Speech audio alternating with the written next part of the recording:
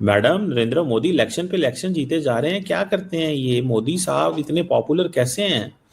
मतलब कोई incumbency factor नहीं है, कोई कुछ नहीं है, जिधर जाते हैं स्वीप कर जाते हैं। इसकी क्या वजह है? लोगों को पता नहीं चल रहा कि पाकिस्तान से तो जंगें हारते हैं, जहाज गिरवाते हैं, लेकिन फिर भी पॉपुलर हुई जा रहे हैं। क्या गुदड़ सिंगी है उनके पास मैडम? हालात ये हो गए हैं कि बांग्लादेश के कट्टरपंथी और आतंकी सोच रखने वाले लोग अब खुलेआम भारत के खिलाफ बयान दे रहे हैं।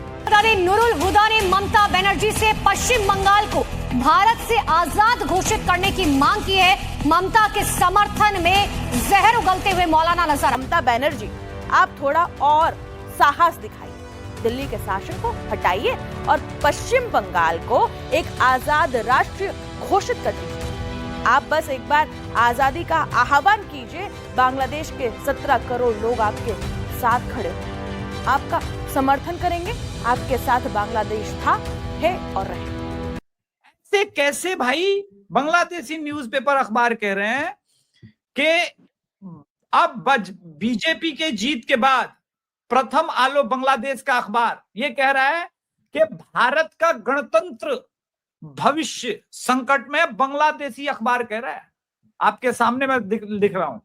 बांग्लादेश के जो फॉरेन मिनिस्टर है खलीलुर रहमान, वो भारत को वार्निंग देते हैं। ये वही खलीलुर रहमान है जो भारत से डीजल की भीख मांगने के लिए भारत आए थे और भारत से असिस्टेंस चाह रहे हैं। वो आज भारत को वार्निंग दे रहे हैं और बोल रहे हैं कि अगर आपने कंटिन्यूसली फोर्सिबली हमारे घुसपैठियों को वापस भेजा तो हम चाइना से बात करना चालू कर देंगे, क्योंकि तीस्ता नदी के ऊपर वो चाइना से बात करना चाहते हैं। जो पहले ये कॉन्ट्रैक्ट मेरे ख्याल से भारत को दिया गया और मोहम्मद यूनुस ने ये कॉन्ट्रैक्ट को रद्द करके ये उसको चाइना को दे रहे हैं, तो भारत को धमकी भी दे रहे हैं और फिर एक्शन लिया जाएगा बांग्लादेश की तरफ से, वो भी अजीत डोभाल के अगेंस्ट और भारत के अगेंस्ट। तभी बोला था जब कुत्ता अपनी औकात भूल जाए उसे गोली मार दी जाती है। अब इनके ऊपर एक्शन लेना अनिवार्य है। तो मैं सीधे सीधे बोल रहा हूँ कि ये एक अंतर्राष्ट्रीय षड्यंत्र है, इसलिए इसको अंततः एनआईए को देना पड़ेगा। और एनआईए को जब देना पड़ेगा तो टीएमसी के और जमात के जो लिंक्स हैं वो बिल्कुल ओपन में आ जाएंगे। ये तृणमूल ने हाराकीरी की है, इन्होंने ये आत्महत्या का काम किया है। इसके बाद जो तृणमूल का जो पूरा इलेबोरेट नेटवर्क है, जमाती टीएमसी जो नेटवर्क है, और जिस जमाती टीएमसी नेटवर्क को जीवित रखने के लिए इतने दिनों तक ममता दीदी ने 800 किलोमीटर फेंसिंग के लिए ज़मीन नहीं दी, वो ओपन बॉर्डर रखा। वो ओपन बॉर्डर आपको नॉर्थ 24 परगना में भी मिल जाएगा, साउथ 24 परगना में भी मिल जाएगा, नदिया के भी क्षेत्रों में मिल जाएगा और मुर्शिदाबाद मालदा में तो मिल ही जाएगा। के अंदर बांग्लादेश इन्वॉल्व है, पाकिस्तान इन्वॉल्व है, चाइना इन्वॉल्व है, सीआईए इन्वॉल्व है, टर्की इन्वॉल्व है।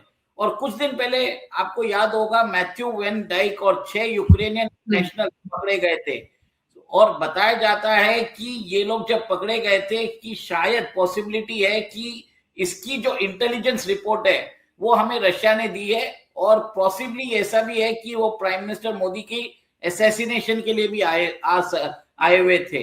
तो बहुत सारे एक तरह से वेरिएबल्स है जिसको अगर हम अकाउंट करें, this is a long standing tool kit जिसके अंदर बंगाल के अंदर वापस law and order problem create किया जाए, जिससे लोगों को 1946 का डायरेक्ट एक्शन डे याद आ जाए। क्लोज कर रहे हैं हर एस्केप रूट को।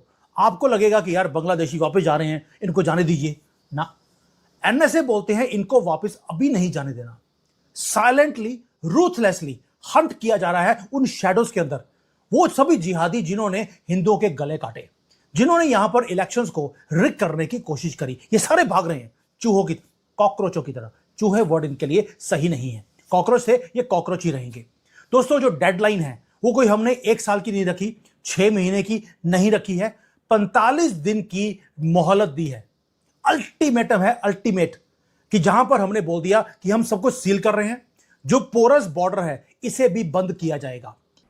तो ये पूरा का पूरा जो है ये अचानक एक पश्चिम बंगाल में आईएसआई कॉन्फिडेंट थी, सीआईए कॉन्फिडेंट थी कि भाई यहाँ तो ममता का राज रहेगा ही रहेगा और हम अपने कार्यक्रम सारे जितने भी करना चाहते हैं वो यहाँ से आसानी से करते रहेंगे।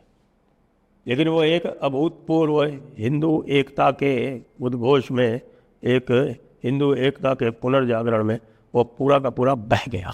ये खलीलुर रहमान को ये समझ में आ गया, अगर इतने सारे लोग वहां पर आ जाएंगे तो वहां पर लॉ एंड ऑर्डर प्रॉब्लम हो जाएगा, वहां पर कैसे हैंडल किया जाएगा। और इसी के मद्देनजर अंबर जी बहुत बड़ा एक तरह से उन्होंने भारत को वार्निंग दिया है। ये वही खलीलुर रहमान है जो कुछ समय पहले भारत से भीख मांगने आए थे डीजल, और हमें बोल रहे थे कि आप हमें एक तरह से सॉफ्ट क्रेडिट दीजिए ताकि हमारी इकोनॉमी को एक तरह से सहायता मिल सके, और आज हमें वार्न कर रहे हैं। और काउंटडाउन हमने शुरू कर दिया। जो पैनिक है वो बांग्लादेश में हमारे बॉर्डर के उस पार वो शुरू हो गया। आपको मालूम है कि जो 600 एकड़ जमीन थी जो बॉर्डर के साथ लगती है, उसे लाइटनिंग स्पीड के ऊपर एक्वायर किया जा रहा है। बीएसएफ है उसको पूरा आर्म्स एंड एमुनेशन देकर बोल दिया कि कोई भी उधर से आए गोली मार दो। यही चीज मैंने बोला था कि पहले दिन जो वहां का हिंदू है बांग्लादेश वेस्ट बंगाल का, वो क्या चाहता है?